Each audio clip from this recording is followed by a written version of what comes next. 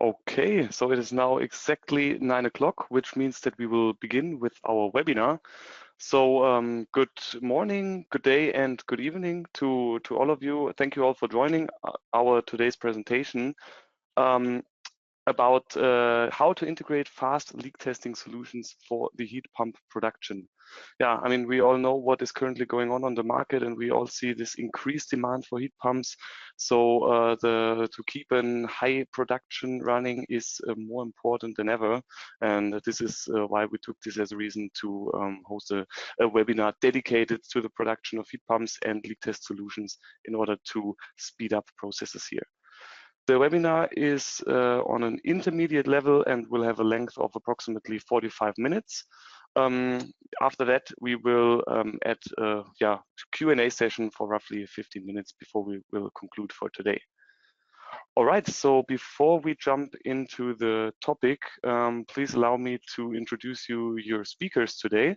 I have the honor to present Dennis Harder, who is a market manager for industrial leak testing and is firmly rooted in the HVAC&R industry. Myself, Jonas Klöß, I am the co-speaker today. I'm also a market manager for industrial leak testing with the focus on leak test systems and modular solutions. All right, so Dennis, good morning. What can we expect from the webinar today? Good morning, everyone. Also, a warm welcome from my side. Let's jump directly to our next slide. So what we can expect from this webinar. We have 3 points which we will cover today. The first one is the selection of the right vacuum pumps and components. Afterwards, we will take a look in the improvement of your leak testing process, what kind of different parameters you can adjust. And last but not least, we will take a look on other parameters, how you can save costs by increasing fast cycle time. And it's directly time for a poll. So it's 9 a.m. in the morning. We would like to engage you directly. And the first question we have is, what leak testing method do you use to check the tightness of your heat pump? Therefore, I will just launch the first poll. You have different options: sniffing test, integral vacuum technique, pressure decay test, bubble test, pressure technique by accumulation. We see already the first answers. I would say let's keep it open for 30 seconds. So 27% voted already.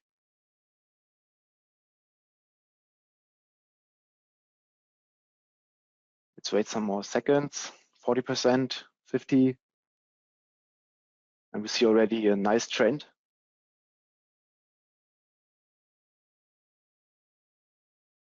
I already have an expectation in which direction it will go.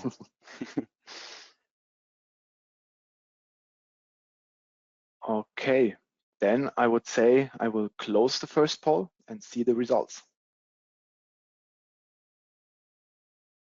So we see here, it's really going into the sniffing and the integral vacuum technique method, but still there are some customers, people who are using the pressure decay test and the bubble test.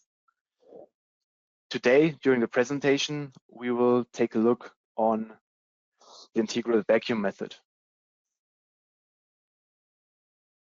So we will speak about the method B6, which is a method according to the DIN EN 1779 or the DIN EN 2485. We will speak about pump downtime, which means the pumping unit, the dimension, the piping diameter, especially the chamber, the free volume, as well as the surface, and last but not least, the target pressure. Afterwards, this filling, the unit under test has an enormous impact. The tracer gas piping, the leak testing, suction speed of the leak detector, if we are operating the leak detector in partial versus full stream flow, if we are using a booster pump, what about the right leak rate and the background level you have in your system, for example. Last but not least, the cleanup, which means the venting, the helium evacuation, and all the 4 different topics we will cover during the presentation now.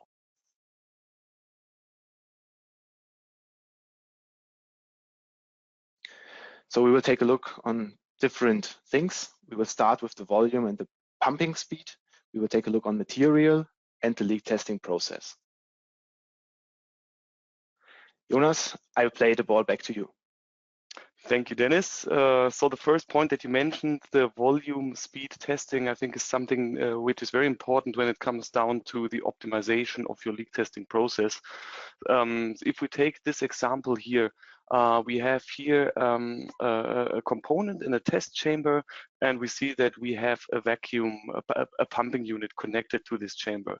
In this example, this is a dual stage pumping unit consisting out of a roots pump and a single stage rotary vane pump as a backing pump.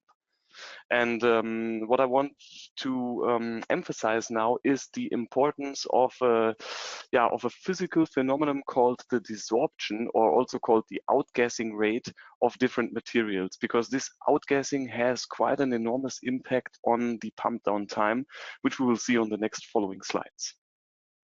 So if we assume that we have an empty chamber with approximately 1,000 liters of volume, and we have this pumping unit that we just have seen that is sucking on the chamber, and I have set here in this example 2 different pressure stages. The first one is at 0.1 millibar, the second one is at 0.05 millibar, and we see it needs roughly 41 seconds for the first stage, 55 seconds for the next stage.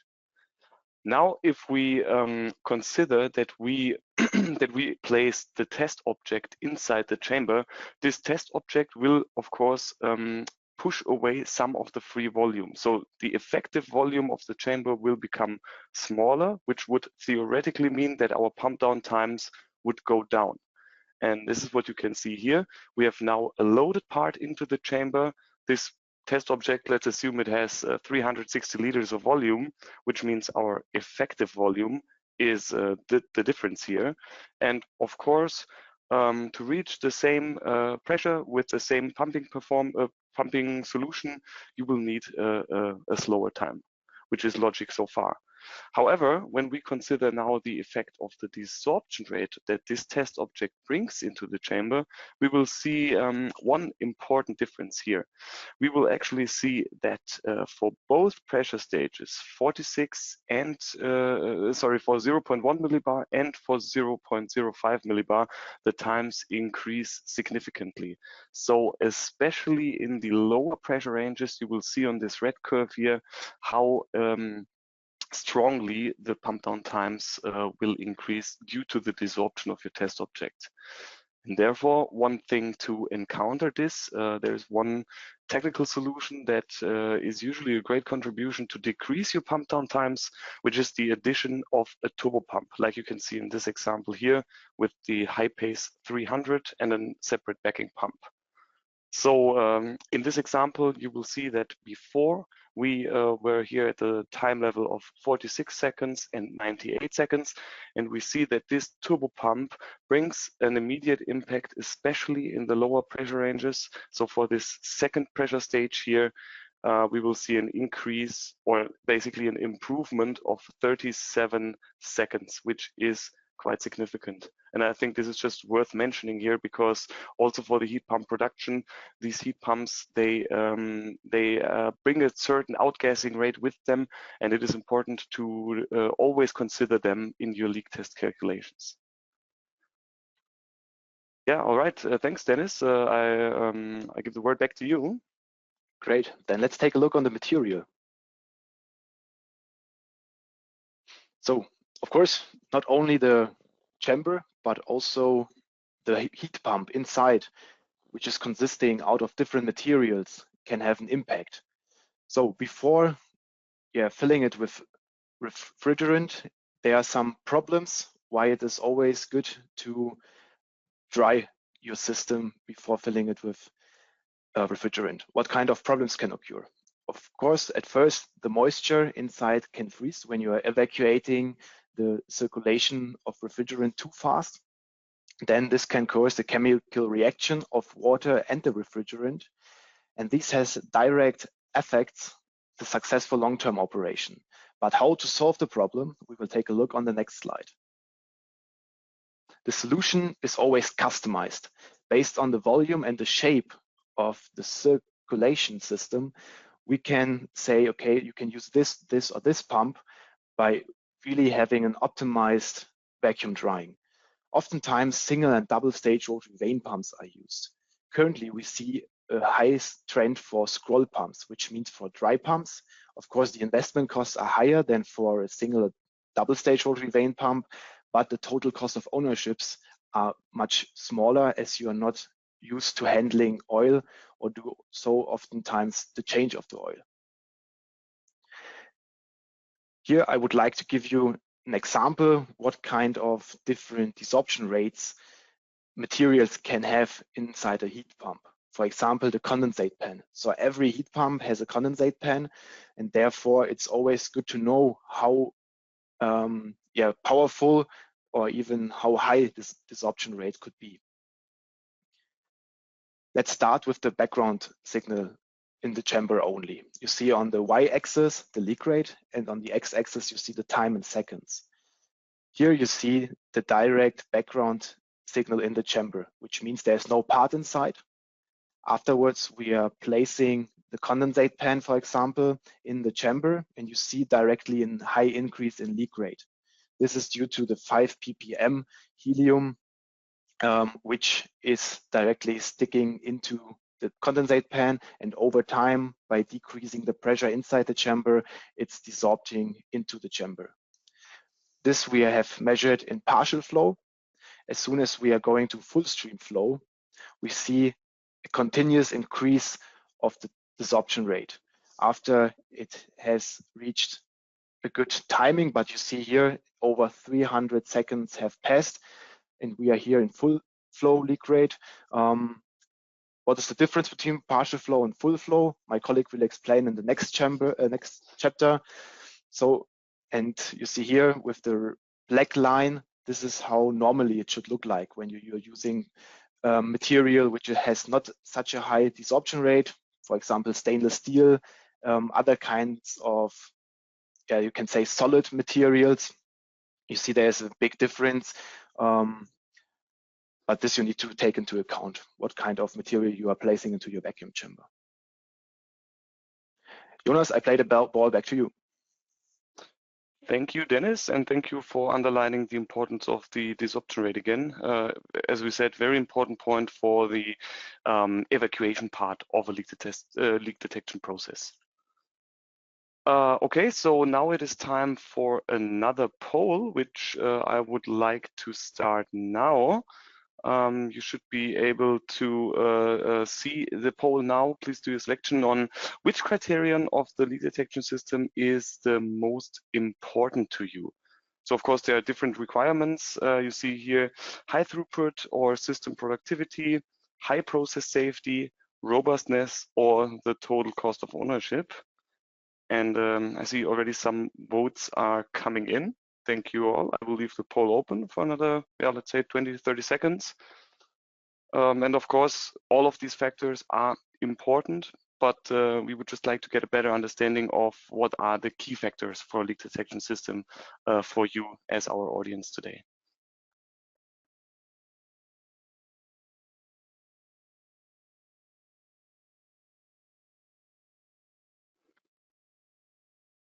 Okay, thank you. So I will close the poll and share the results with you. So the majority of votes went for the first point, high throughput and system productivity. Also total cost of ownership are quite important, as well as the process safety and robustness with less than 10%. Also not to forget about that. Thank you for your feedback. Okay, so besides these, we think that, or we tried to summarize the most important expectations on leak detection systems that we usually receive from the market, or where we think are really points that need to be fulfilled by a system. So we have a high throughput, which is very important, just as you have given your feedback right now, high process safety, as well as a very high uptime. In regards to preventive maintenance, we speak about things such as Industry 4.0, some kind of a self-analysis in case of failures, and just the preventive maintenance features that come along with the system. Also robustness and a service network, I think more and more important, especially with this high demand of heat pumps. We need to assure that whenever there is a mistake or an error with the system, that there's a good service network to keep the productivity high. Okay, so thank you. Now, if we focus ourselves on, let's say, away from the sole evacuation part, more to the leak detection side of things, you can see here on this slide the modular leak detector, the ASI 35, and you see on the left side, let's say, different test objects out of the HVAC and R industry. Yeah? So whether it is a full heat pump, it is an evaporator, a heat exchanger, or whatever test object it is, the expectations that you have on the leak tightness are the most important factor when it comes to designing your leak test system. Usually, along with these goes a very high quantity, which means that we usually realize the leak test in a automated system that, of course, is able to detect leak rates for a very high quantity of products. And depending on your test object and the leak rate that you would like to test, you have to think about certain steps. Like you can see on this page here, you see that the leak detector comes with 3 different inlet ports. You have one larger one, which is our high sensitivity mode with the highest helium suction speed. Why this is important, you will see on the next couple of slides. And then also you have a normal mode and the connection for the gross leak or for the backing pump. And of course, important, with these vacuum methods, like Dennis explained in the beginning, you are able to quantify your leak. So you are able to measure overall leak rate on your test object. With this small device here on the top, which is our sniffing module, you are additionally able to localize your leak.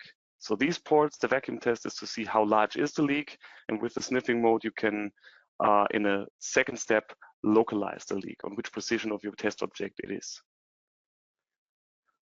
Yeah, so looking at these points here, it is important to consider different keywords that I try to summarize here on this slide. You need to be aware of your helium concentration or tracer gas concentration in general. Of course, there are different trends in the market, but the 2 most common options are helium and hydrogen. There is a full flow and partial flow ratio, which we will focus on the next couple of slides. You need to consider your chamber pressure. You want to have the fastest response times of your leak detector as soon as he measures tracer gas in the chamber. Booster pump is something that we will also take a particular look at. So this slide is basically just a summary of important factors that you need to consider when you want to design your leak test system. So I would say we jump directly into the topic. Let us take the example from the beginning again. We take this evaporator here that we would like to leak test in an automated system. So what do? We place this evaporator in a vacuum chamber that we connect with a pressure gauge. So far, so good. As a next step, we need to think about a tracer gas supply. So we need a pump that evacuates this test object. We need the possibility to pressurize it with tracer gas. In this example, it is helium. And also there need to be valves for relaxing and venting the product. Next step, you need a leak detector, which, as I said, can be connected in 2 different modes, the high sensitivity mode and the normal mode. And as this leak detector comes with a turbomolecular pump installed in it, it needs to have a backing pump, because this turbo pump here is not able to compress the gas that it sees from the chamber against atmospheric conditions. Therefore, we need a backing pump to have a pre-vacuum inside our chamber before we start the measuring process. Yeah, and then of course we need one pump that brings us a certain vacuum level inside the chamber. And here's one important thing that people like to forget. which is about the, let's say, double use of the backing pump here. You see that we use this backing pump in two ways, as a backing pump for the leak detector and also in order to pre-evacuate. And this is something we usually do not recommend because we want to avoid any kind of tracer gas that is sucked out of the chamber by this pump, is defunding back, going into the leak detector and causing a bad background signal here. So this is what we want to avoid, and therefore we usually recommend to go with a separate pump here, like you can see on this example. Okay, so if we take a look at the procedure in this case, you would start your process by evacuating your chamber. You would ramp up your leak detector, bring it to operating temperature, and let it run already. As a next step, you would evacuate your test object, and after that, pressurize it with your tracer gas. So, of course, the pressurization is different from object to object, but let's say typical pressurization could be 10 bars, it could be 30 bars. Yeah, it's very dependent on the leak rate that you would like to test. Yeah, so if you pressurize your test object, you will see here on this slide that whenever there is a leak in your test object, this helium will be detected, in this case, by the leak detector.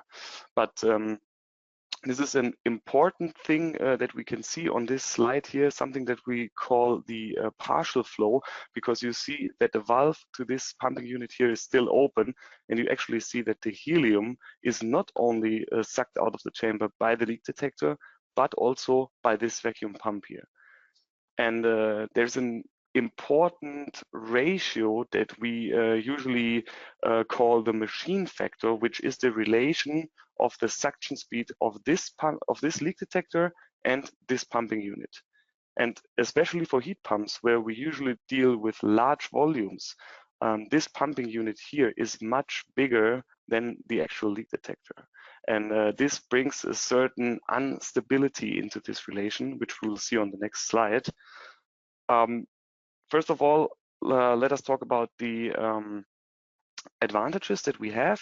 So the fact that two devices are sucking on the chamber means that we have an increased suction speed. We have also a faster evacuation of the chamber, and the main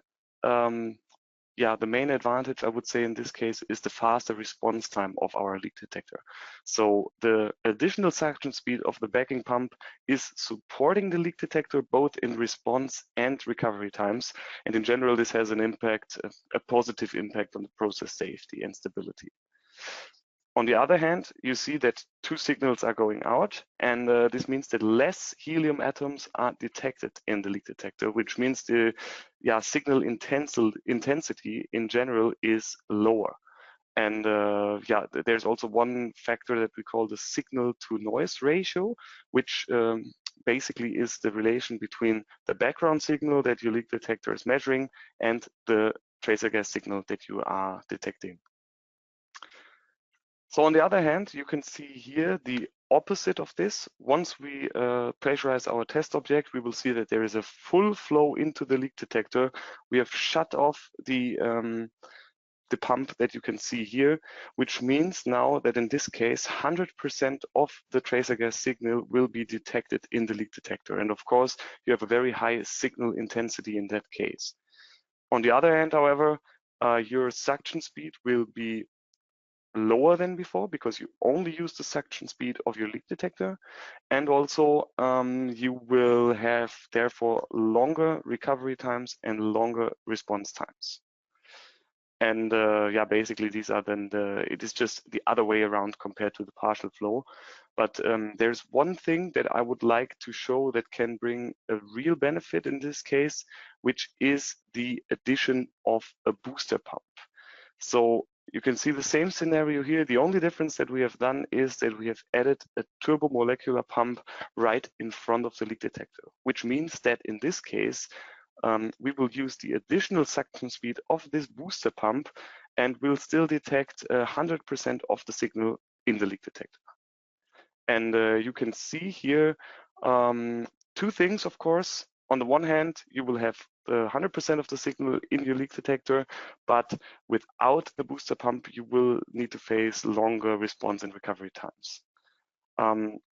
One thing that I would like to underline here when we talk about heat pump production and these larger volumes, if you consider the costs of a booster pump compared to the overall costs of a system, we are speaking about, I would say, less than 2% of the overall cost. So this is a consideration that I can greatly recommend to each and every one of you to think about adding a booster pump to your system in order to improve stability and your response times. And just to briefly summarize this here on this slide again, on the left side, you will see the full flow, which means only the leak detector is sucking on your chamber. You see that the leak rate in general is on a higher level than compared to the partial flow. But on the other hand, you see here the different time steps, the different response times. If we take a signal intensity of 95%, we will see that we need approximately 25 seconds here for the full flow. Same measurement done with partial flow is only a very small portion of this. So this is just to underline the differences between those two methods again. When should you choose which flow mode is a good point. In general, we recommend the full flow for small chamber volumes and wherever there is no time critical test, because of course you will get a very high intensity, but considering the times, it doesn't really make much sense to use it with larger volumes. Partial flow, as I said, just on the other side, rather for larger chamber volumes, medium to high leak rates, and medium background and signal to noise ratio. But what is really the benefit here is this booster pump, just like what we are dealing with when we talk about heat pumps. In these cases, we usually have large chamber volumes, we have very time critical tests, we have small to medium leak rates, which are smaller than 1 × 10⁻⁴ millibar liter per second. And in general, we have a requirement of a very high signal intensity and a low background.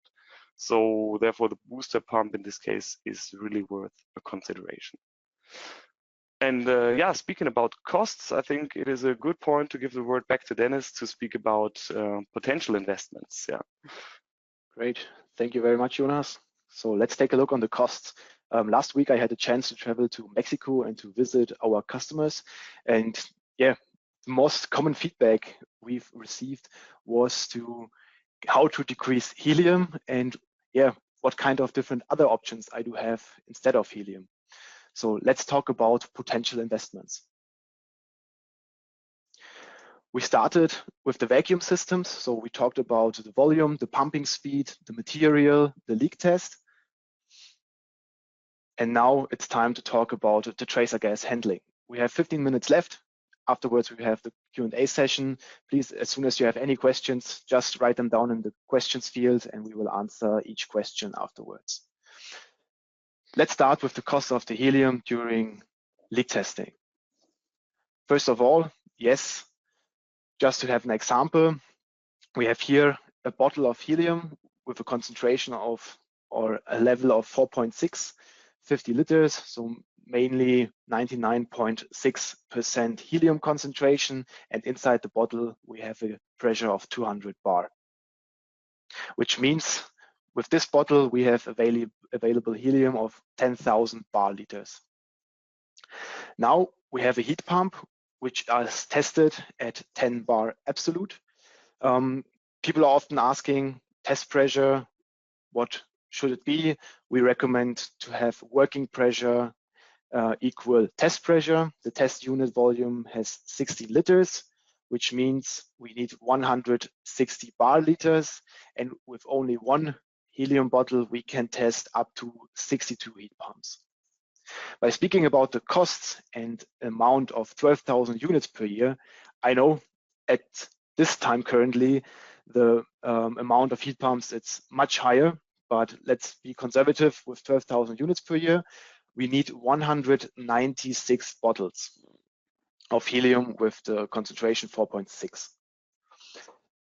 One bottle costs approximately, at the moment, Q4 2022, 474 euros, which means only for tracer gas consumption over a year, for the 194 bottles, you need to spend nearly 92,000 euros.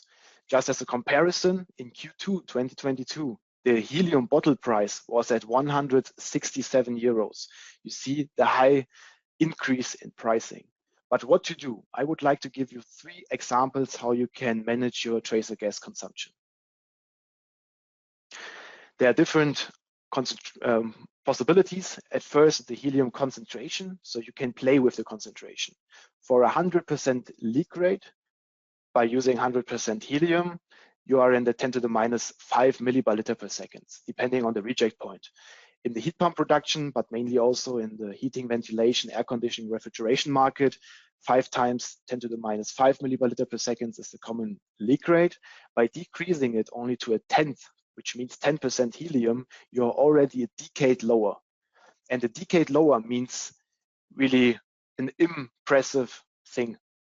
Speaking about detecting the leak rate, about the chamber. So helium concentration is one part you need to take it into account. The second part is the helium recovery unit.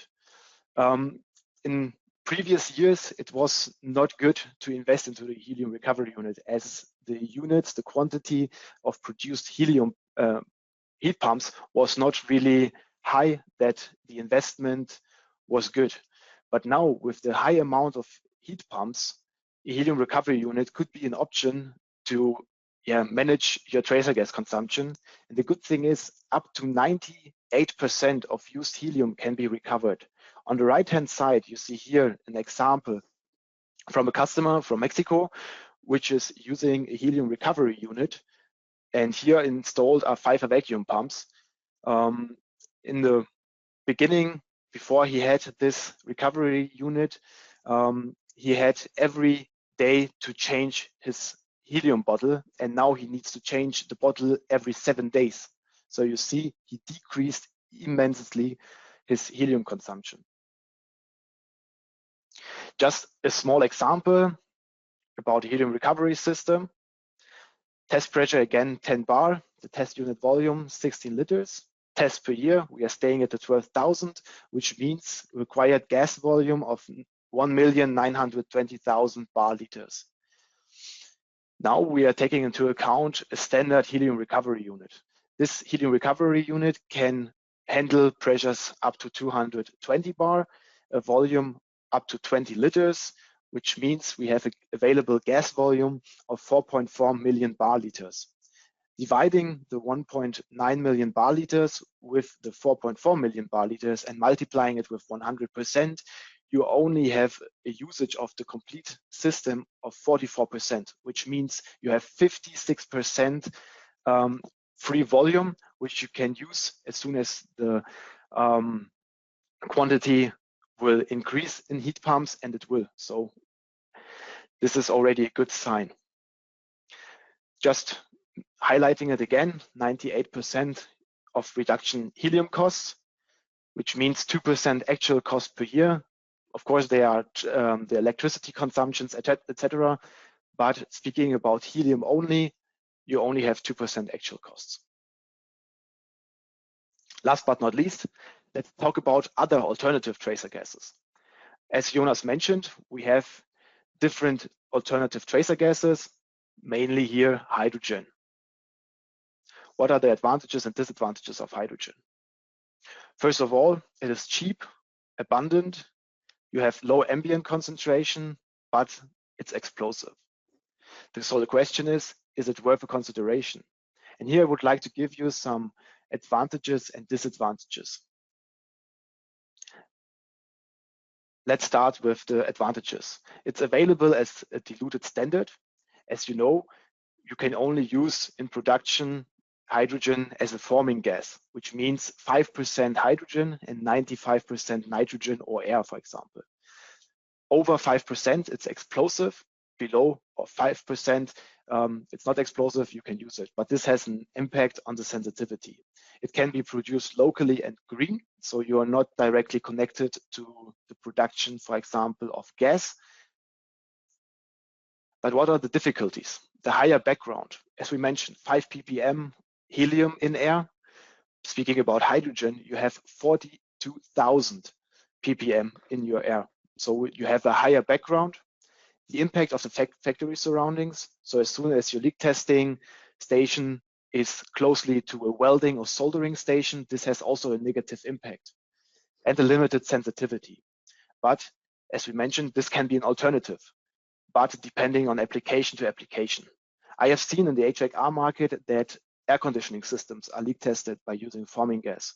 So as soon as you have questions and you would like to have a deeper in-look, please contact us. We are more than happy to support you by your individual application. It's time for a poll again, the last poll for today. We would like to know which of the solutions to reduce tracer gas consumption are you familiar with, or do you already apply? So let's start with the last poll, and I would like to launch it now. You have different possibilities, so the tracer gas concentration, the helium recovery system, use of alternative tracer gases, and last but not least, none of the shown solutions are you familiar with. So we are looking forward, what are you doing already? Again, we will keep it open for 1 minute. We have currently 25 seconds and 33% of the participants have voted. We see already a good trend. We'll still keep it open for more than 20 seconds. So we see the presented things are already familiar. And now I would like to close the poll and share the results with the participants. You see, first of all, it's a very nice stair. We have tracer gas concentration. So it would be interesting to know what kind of concentration you are using and what are the advantages, disadvantages you are facing during production, for example. Helium recovery unit, also 50%. Use of alternative tracer gases, 38%, and 25% for none of the shown solutions. So I hope it was beneficial for you. Yes, and maybe just to take this away, especially for the participants that have selected none of the shown solutions, but also to all of the other participants, I can only encourage you to reach out to us.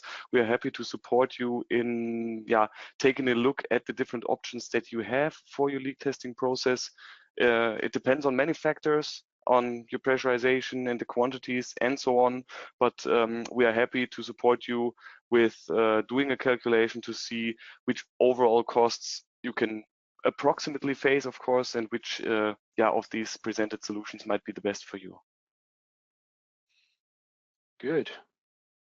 Then we would like to give you the takeaways, and Jonas, it's your turn. Yeah, thank you. So I think we covered a lot of ground today. If we take a look back at the beginning of this presentation, we spoke about the process conditions. So we spoke about the free volume and the importance of your surface condition. More or less, this was all related to the desorption rate. So just to underline this again, different materials come with different desorption rates.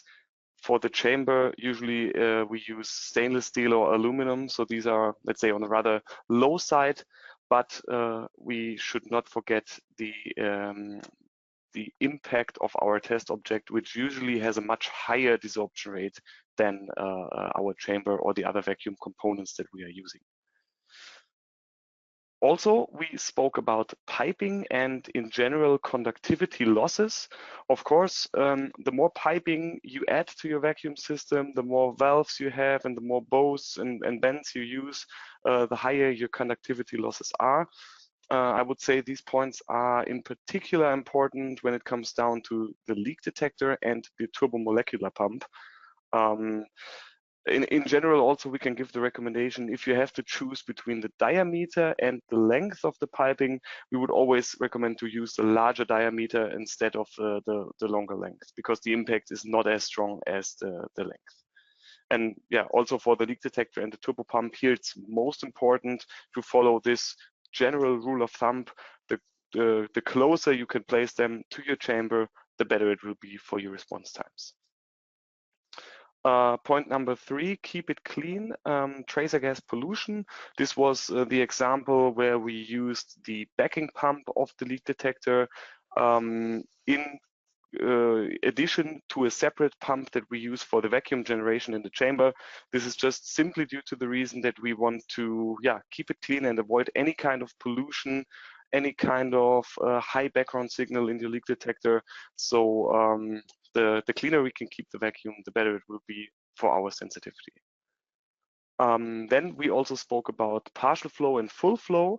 And we saw the different relations between response time and the sensitivities, or in general, the background level that we will see. Here, also, we would like to support you in doing the right selection. So whenever there is a question, please feel free to get in touch with us. Also, in direct connection to this, we spoke about the usage of a booster pump in order to reduce your response times. This booster pump is there to reduce your machine factor. So to remind you again, the machine factor is the relation between the suction speed of the leak detector on the one hand and the suction speed of your vacuum solution on the other hand.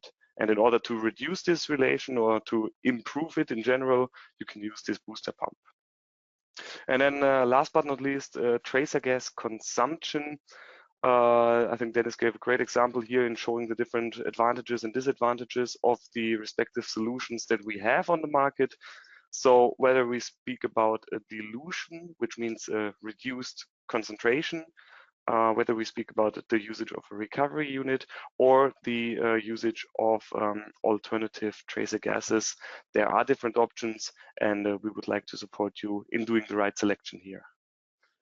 Yeah, and one point that I would like to underline again, you have learned a lot of new things, a lot of different things also in today's presentation, and we understand that the design and the calculation of a leak test system is not something that you learn overnight. So therefore, we want to again encourage you to get in touch with us in case you have any questions, in case you are facing your next project for the heat pump production, but also for any other projects out of the HVAC and R industry. We have a very strong application team, and we are happy to support you in the calculation, the design, and the basically operation of your leak test system. So therefore, please feel free to reach out to us. Yeah, and I think with that, we are at the end of today's presentation, and therefore I would like to open it up now for your questions and answers. Or your questions that we try to answer. And Dennis has already mentioned it before.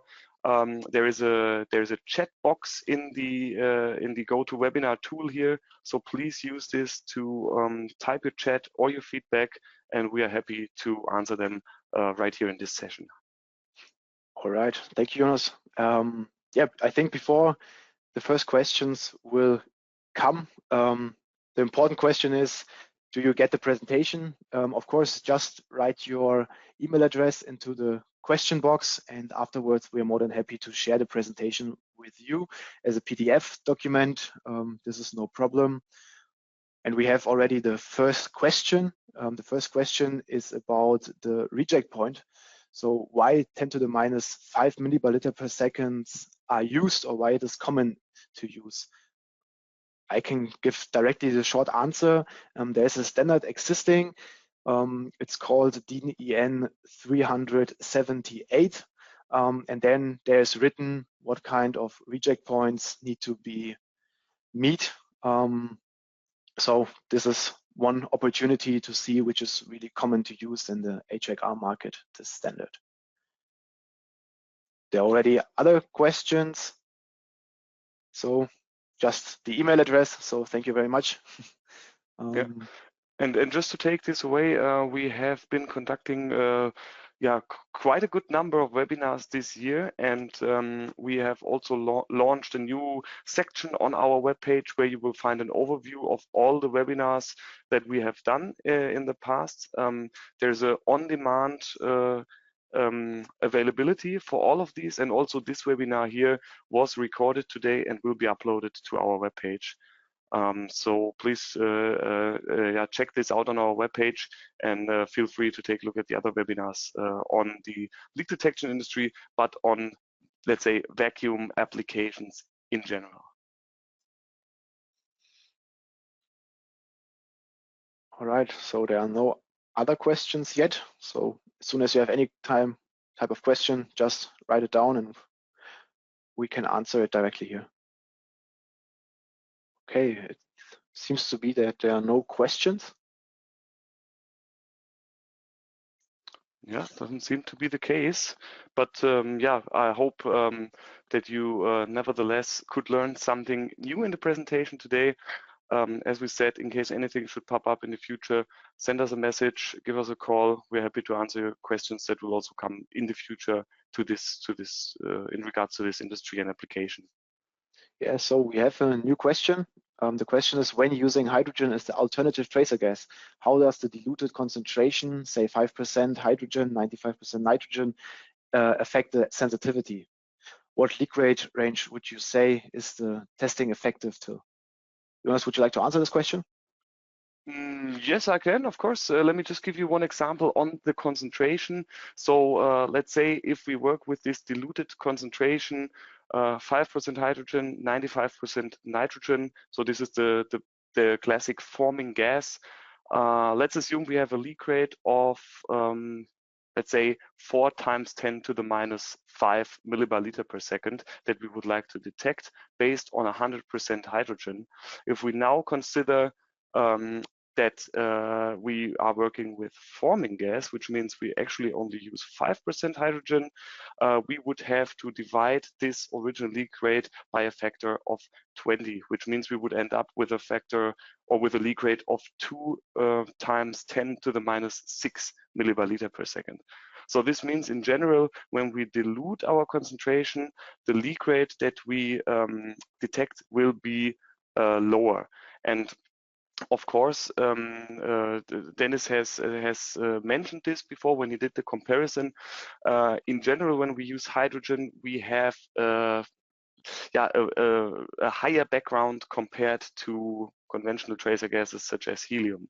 So this means when we use a diluted concentration and we are working with very small leak rates in general, we have to be careful because we need to consider the limit of the background basically. When we get, for instance, in the -7, -8 range, it will not be possible to detect this leak rate any longer due to because this leak rate would be smaller than the background we are actually having in the chamber. But in general, it is no problem to work with a diluted concentration and forming gas, especially for leak rates in the, I would say, -4, -5 range. Please correct me if I'm wrong, Dennis. No, completely right. In addition, when you are under vacuum conditions, we have also desorption or moisture, which is sticking on the surfaces of your chamber, but also in the analyzer cell of the leak detector. So common leak rates, as Jonas mentioned, -4, -5.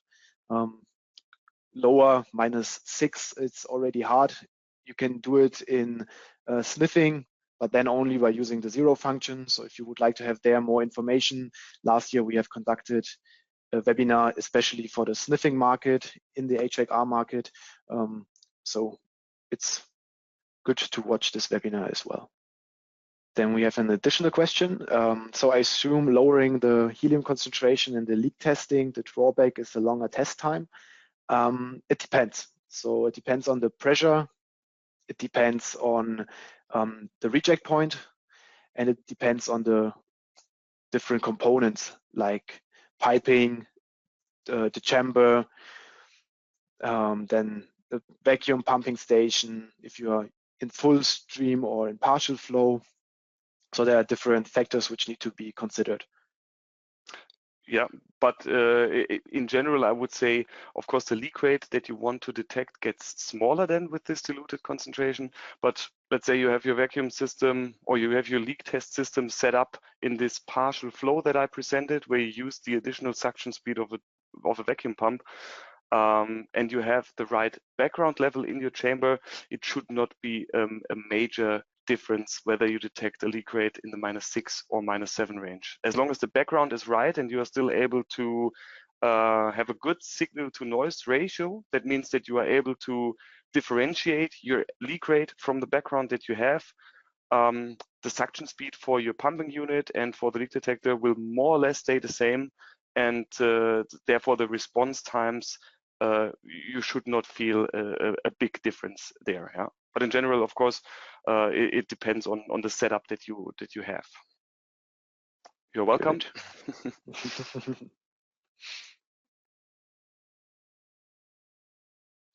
Okay, so I think if there are no additional questions, we have come to an end of today's session. So we would like to thank you all again for joining us today. And for those of you who are celebrating, of course, a nice and pleasant time over the holidays, and of course to everyone a nice rest of the year. It has been a busy year, but also a very exciting year, and we thank you for joining the road with us and also for joining us today. Thank you. All right. Thank you very much. Have a good day. See you. Bye-bye. Take care. Bye-bye.